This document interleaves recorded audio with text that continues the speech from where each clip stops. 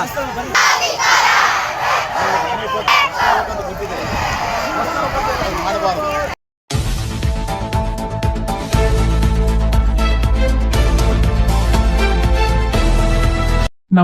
ವೀಕ್ಷಕರೇ, city next news ನಲ್ಲಿ ತಮ್ಮೆಲ್ಲರಿಗೂ ಸುಸ್ವಾಗತ.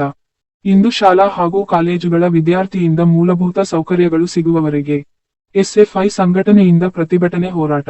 ಕೊಪ್ಪಳ ಜಿಲ್ಲಾ ಕನಕಗಿರಿ ತಾಲೂಕಾ ವಾಲ್ಮೀಕಿ ಸರ್ಕಲ್ ಹತ್ತಿರ ಶಾಲೆ ಹಾಗೂ ಕಾಲೇಜುಗಳ ವಿದ್ಯಾರ್ಥಿಯಿಂದ ಎಸ್ಎಫ್ಐ ಮೂಲಭೂತ ಸೌಕರ್ಯಗಳು ಸಿಗುವವರೆಗೆ ಪ್ರತಿಭಟನೆ ಹೋರಾಟವನ್ನು ಮಾಡ್ತೀವಿ ಅಂತ ಹೇಳಿದರು. ಮೂಲಭೂತ ಸೌಕರ್ಯಗಳಾದ ಶೌಚಾಲಯ, ಪುಸ್ತಕ ವಿತರಣಾ, ಬಸ್ ವ್ಯವಸ್ಥೆ, ಉಪನ್ಯಾಸಕರ ಕೊರತೆಯನ್ನು ನೀಗಿಸಲು ಹೊರಗೆ ಹೋರಾಟ ನಿಂದಲ್ಲ ಅಂತ ಎಸ್ಎಫ್ಐ ತಾಲೂಕಾ ಅಧ್ಯಕ್ಷರು ಜ್ಞಾನೇಶ್ ಹೇಳಿದರು. ಸರ್ಕಾರಕ್ಕೆ ಮೂಲತಃದ ತಾಲೂಕಾ ಅಧಿಕಾರಿ ವಿಶ್ವನಾಥ್ ಮುರಡಿ ಅವರಿಗೆ ಮನವಿ ಪತ್ರವನ್ನು ಸಲ್ಲಿಸಲಾಯಿತು.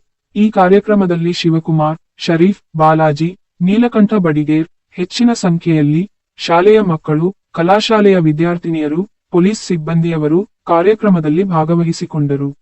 ಮುಂದಿನ ವಿಷಯದಲ್ಲಿ ಮತ್ತೆ ಭೇಟಿ ಆಗೋಣ. ಧನ್ಯವಾದಗಳು.